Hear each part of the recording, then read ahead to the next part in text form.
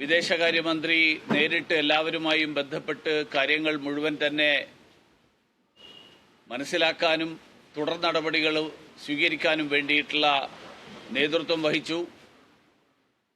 പുതിയ വിദേശകാര്യ സഹമന്ത്രി അദ്ദേഹം ചുമതലയെടുത്തിട്ട് 2 ദിവസം മാത്രമായിരിക്കെ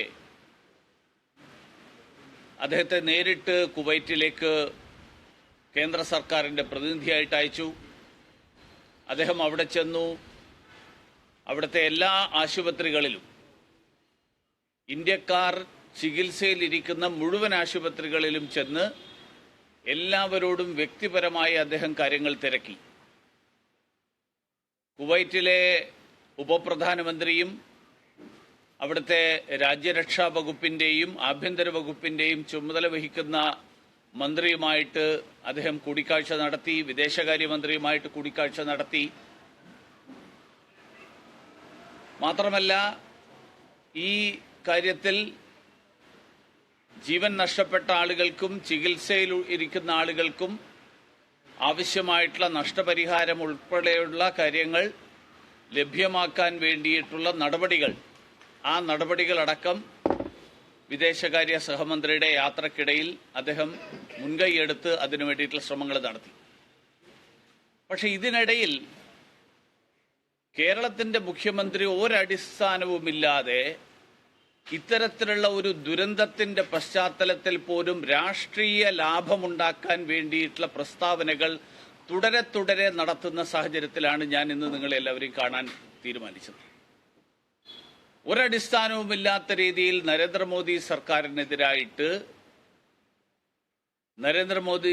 കേന്ദ്ര സർക്കാരിനെതിരായിട്ട് തുടർച്ചയായിട്ടുള്ള പ്രസ്താവനകൾ. മുഖ്യമന്ത്രി ഇന്നലെ പറഞ്ഞത് പ്രവാസികളോട് കേന്ദ്ര സർക്കാർ കൃതജ്ഞത കാണിക്കുന്നില്ല എന്നാണ്. അദ്ദേഹം ഇത് പറഞ്ഞത് ലോക കേരള മഹാമഹത്തിലാണ്. പ്രവാസികളോട് എന്തെങ്കിലും കൃതജ്ഞതയുണ്ടായിരുന്നുവെങ്കിൽ പ്രവാസ ലോകം കണ്ട ഇത്രയും വലിയൊരു ദുരന്തം, ആ ദുരന്തത്തിന്റെ പശ്ചാത്തലത്തിൽ അവരുടെ മൃതദേഹങ്ങൾ പട്ടടയിൽ വെക്കുന്നതിന് മുൻപേ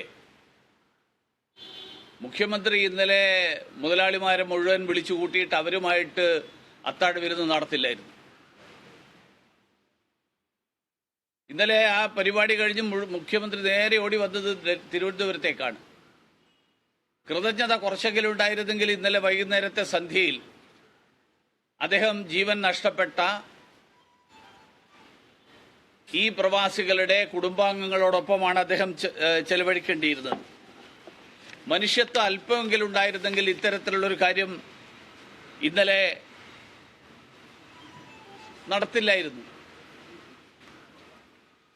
ഇപ്പൊ ഈ സമയത്ത് ലോക കേരള സഭ എന്നുള്ള പേരിൽ പ്രവാസികൾക്ക് ഒരു പ്രയോജനവും ഇതുവരെ ചെയ്തിട്ടില്ലാത്ത ഒരു കാര്യത്തിന്റെ പേരിൽ 3 കോടി ഔപചാരികമായിട്ടുള്ള കണക്ക്, കാരണം ഈ കേരളീയത്തിന്റെ കണക്ക് നമ്മൾ പിന്നീട് വന്നപ്പോൾ നമ്മൾ അറിഞ്ഞതാണ്. കൃത്യമായിട്ട് പറയുന്ന കണക്കും പിന്നീട് ചെലവാകുന്ന കണക്കും തമ്മിൽ ഉള്ള വ്യത്യാസം. മുഖ്യമന്ത്രി ഇന്നലെ പറഞ്ഞത് മരണസ്ഥലത്ത് എത്തുന്നത് സംസ്കാരത്തിന്റെ ഭാഗമാണെന്നാണ്. അങ്ങനെ സംസ്കാരത്തിന്റെ ഭാഗമായിട്ട് അത് പ്രകടിപ്പിക്കണമെന്നുണ്ടായിരുന്നെങ്കിൽ ഇന്നലെ വൈകുന്നേരം ഇതൊക്കെ മാറ്റിവെച്ച് മുഖ്യമന്ത്രി ചെയ്യേണ്ടിയിരുന്നത് ഈ തിരുവനന്തപുരത്ത്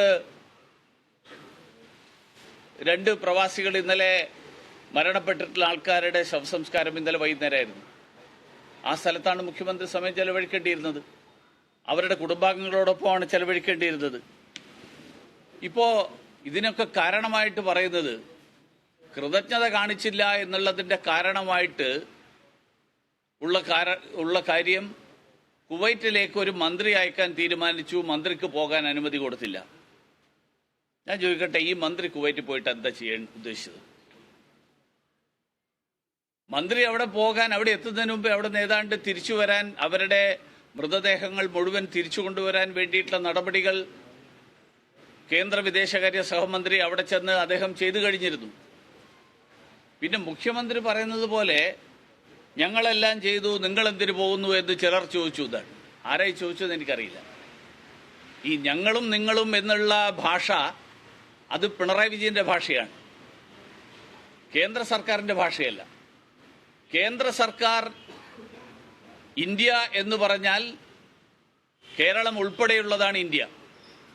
അതുകൊണ്ട് കേരളം എന്ന് പറഞ്ഞാൽ നിങ്ങളും, ഇന്ത്യ എന്ന് പറഞ്ഞാൽ ഞങ്ങളും എന്ന് കേന്ദ്ര സർക്കാർ ഒരു കാലത്തും നിലപാടെടുത്തിട്ടില്ല. അതുകൊണ്ടാണ് ഇന്നലെ 45 പേരുടെ മൃതദേഹങ്ങൾ കൊണ്ടുവന്നപ്പോൾ 24 പേരുടെ മൃതദേഹങ്ങൾ, 31 പേരുടെ മൃതദേഹങ്ങൾ കൊച്ചിയിൽ വിമാനത്താവളത്തിൽ ഇറക്കി.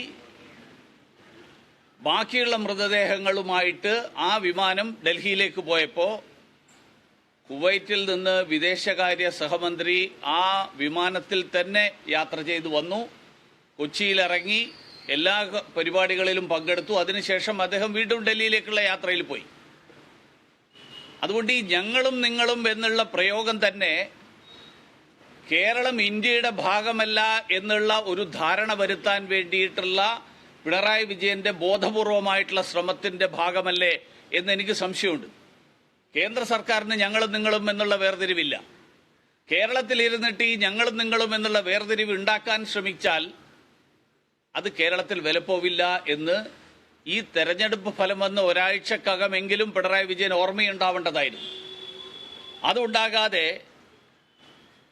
സാന്നിധ്യം അറിയിക്കുക, ആശ്വസിപ്പിക്കുക എന്നുള്ളത് നാടിന്റെ സംസ്കാരമാണെന്ന് പറയുന്ന ആളുകൾ ഇന്നലെ സാന്നിധ്യം അറിയിക്കാനും ആശ്വസിപ്പിക്കാനും വേണ്ടി എന്താ ഈ മൃതദേഹങ്ങൾ പട്ടടയിൽ വെക്കുമ്പോൾ, അവരുടെ ചടങ്ങുകൾ നടക്കുമ്പോൾ അവിടെ പോകാതിരുന്നത്? സാന്നിധ്യം അറിയിക്കാനും ആശ്വസിപ്പിക്കാനും വേണ്ടി പോകേണ്ടിയിരുന്നത് കുവൈറ്റിലല്ല, ഈ നാട്ടിലെ അവരുടെ ബന്ധുക്കളുടെ കൂടെയാണ്, അവരുടെ കുടുംബാംഗങ്ങളോടൊപ്പമാണ്, അവരുടെ സുഹൃത്തുക്കളുടെ, നാട്ടുകാരുടെ, അവരെയാണ് സാന്നിധ്യം അറിയിപ്പിക്കാനും ആശ്വസിപ്പിക്കാനും പോകേണ്ടിയിരുന്നത്. അപ്പൊ ഈ തരത്തിൽ കേന്ദ്ര സർക്കാരിന്റെ ഭാഗത്ത് നിന്ന് ഈ മന്ത്രി അവിടെ പോയി എന്ത് ചെയ്യും?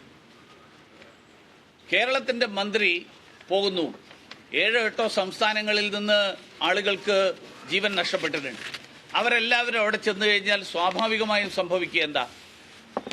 എംബസിയിലെ ഉദ്യോഗസ്ഥന്മാർ ഈ വരുന്ന മന്ത്രിമാരുടെ സുഖസൗകര്യങ്ങളും മന്ത്രിമാരുടെ യാത്രയും ഇതൊക്കെ നോക്കുക എന്നല്ലാതെ എംബസിയിലെ ഉദ്യോഗസ്ഥന്മാർക്ക് വേറെ ഒന്നിനും സമയമുണ്ടാവില്ല.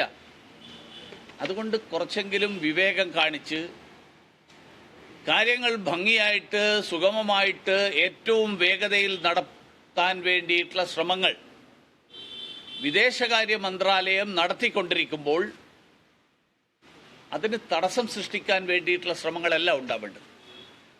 ഞാനൊരു കാര്യം ചോദിക്കട്ടെ, ഇവിടുന്ന് സംസ്ഥാന മന്ത്രി അയക്കുന്നു. കേരളത്തിലെ പല എം പിമാരും അവരവരുടെ മണ്ഡലങ്ങളിലുള്ള ആൾക്കാരാണ് മരിച്ചിട്ടുള്ളത്. അവർ പറയുന്നിരിക്കട്ടെ, ഞങ്ങൾക്കും കൂടി ഒന്ന് പോകണം. നാളെ വർക്കലയിലെ MLA-യും അരുവിക്കരയിലെ MLA-യും ഒക്കെ പറഞ്ഞു വന്നിരിക്കട്ടെ, ഞങ്ങളും കൂടി പോകണം, ഞങ്ങൾക്കും കൂടി പോകണം. ഇതെവിടെ അവസാനിക്കുക? കേന്ദ്ര സർക്കാരിന്റെ ചുമതല